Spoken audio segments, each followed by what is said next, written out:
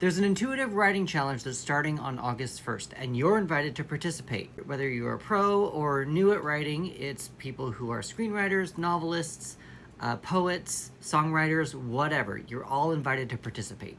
There are two main goals with this project/challenge. The first one is that no matter who is participating, no matter what kind of writer you are or your level of expertise, even though you're going to be all given the same prompts, you're all going to be writing a slightly different story, or at least a story in your own voice, because each prompt is going to ignite something different in each one of the writers involved.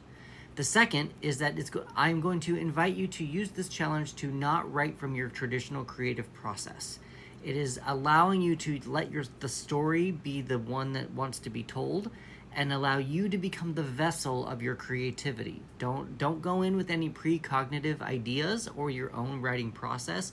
Try something new, try something different, and just become the vessel of your creativity. Maybe you'll publish it, maybe you won't, but at least you'll learn something new about yourself and your own creative process, and it'll at least be fun. The tool that we're going to be using is a tarot deck.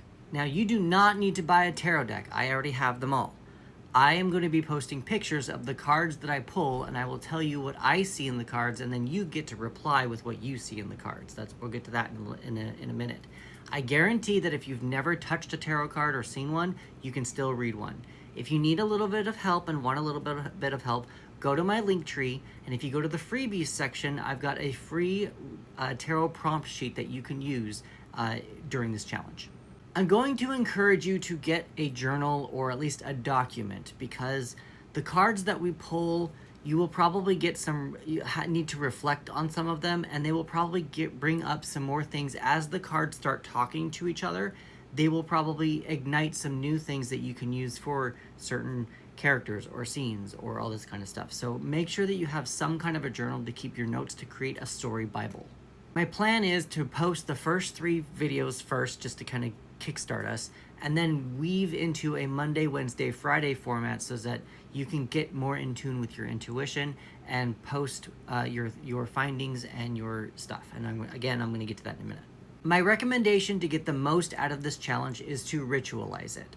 So every time you come to my page, and every time you find the tarot cards that I've pulled for us, I want you to do a breathing exercise so that you can close out whatever's going on in the rest of the world, and so that you can focus more on what is happening between you, your intuition, and the project that you're writing. Allow yourself to listen to the project. Now, my recommendation for that would be to do a boxing breathing exercise. Breathe in for 5 counts, hold for 5 counts, breathe out for 5 counts, and hold for 5 counts. If you want to do that 3 times, you're more than welcome to. You can use incense, you can use crystals, you can use candles, whatever you want to do. And then when you're done, I just got chills down my right side. And then when you're done with your writing session, do that same breathing exercise so that you can close out that creative session and go off into the real world. Please, I do want you to stitch, comment, reply, tag, all the things and into your findings when you post about what you're finding in the cards. I want to kind of create this somehow of a community aspect. And if you can also use the hashtag FYM Intuitive Challenge. FYM stands for Flow Your Mojo. The idea behind Flow Your Mojo is to allow your creativity to feel like it's in flow, like water.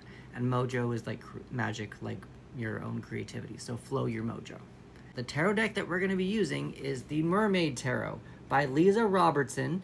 And if you want to get your own tarot deck so that you can actually see the cards yourself and touch and feel them, you are absolutely more than welcome to. You do not need to use the pictures that I have or will be using, but for those of you who don't want to get a tarot deck, I will be posting those pictures. One of the last things I want to say is just have fun. Just create. Don't put any pressure on this. Just allow yourself to be a vessel for creativity.